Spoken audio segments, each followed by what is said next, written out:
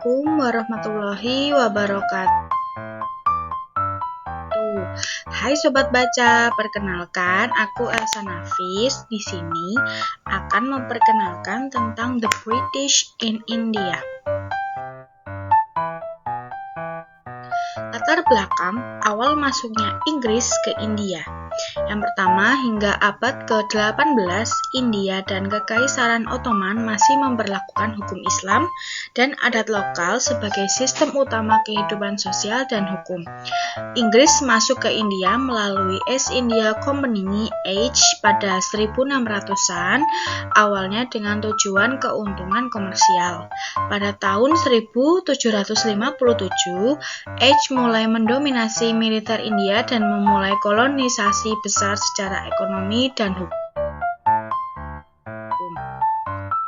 Fungsi hukum dalam kolonialisme Inggris, yakni Inggris melihat hukum sebagai alat dominasi ekonomi yang lebih murah daripada kekuatan militer. Hukum dijadikan sarana untuk menciptakan pasar terbuka dan mengatur masyarakat secara efisien. Rencana Hukum Hastings pada tahun 1772, yakni mengenai diprakasai oleh Gubernur Bengal Warren Hastings. Sistem peradilan bertingkat, diawali sebagai pejabat Inggris berada di puncak, hakim Inggris konsultasi dengan kodi, dan mufti lokal. Hakim Muslim lokal tetap menjalankan hukum di pengadilan sipil di Bengal, Madras, dan Bombay.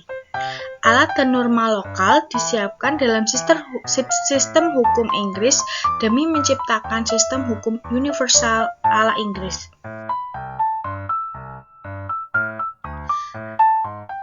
Masalah pluralisme dan ketidakpercayaan terhadap ahli hukum lokal. Hakim Inggris mengeluhkan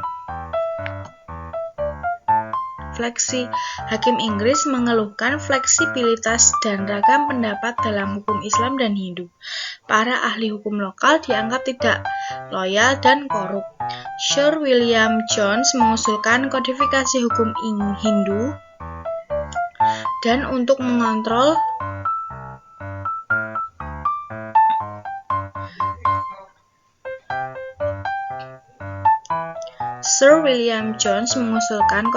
hukum Hindu dan Muslim untuk mengontrol interpretasi hukum lokal. Kodifikasi dan penerjemahan hukum Islam. Teks hukum Islam diterjemahkan ke dalam bahasa Inggris agar dapat langsung digunakan oleh hakim Inggris. Tujuannya yakni mengurangi perbedaan pendapat dan membatasi peran utama lokal. Kodifikasi ini memutus hubungan Islam dari tradisional interpretatif Arab. Selanjutnya, dampak dari kodifikasi. Lahirnya hukum Aqlo Muhammadan. Hukum Islam diubah menjadi hukum negara yang menyerupai hukum Inggris. Hukum adat diberangus demi keseragaman sistem hukum. Hukum Islam kehilangan konteks sosial dan bahasa yang menjadi dasar keberlakuannya.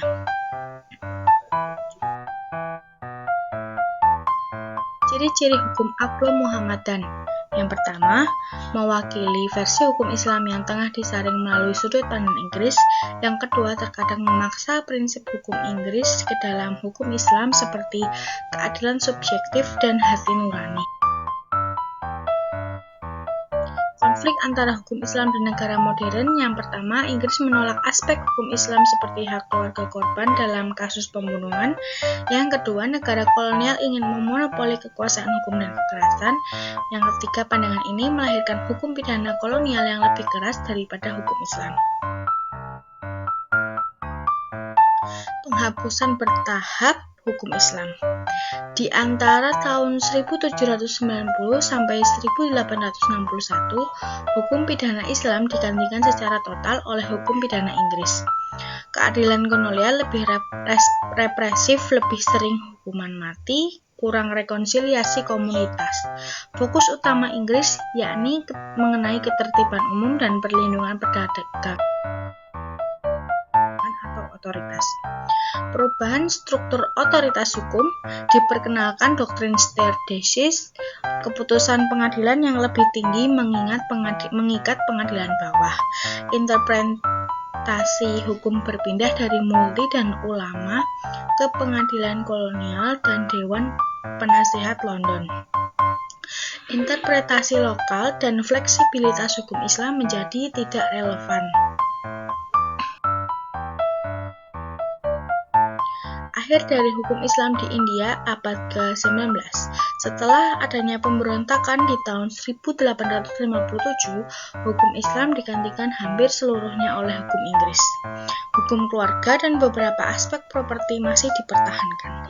Hukum aglom Muhammadan menjadi transisi sebelum hukum Inggris diberlakukan penuh oleh negara kolonial yang menggantikan Mungkin itu saja yang bisa saya sampaikan, kurang lebihnya mohon maaf. Sampai jumpa di next video. Bye-bye.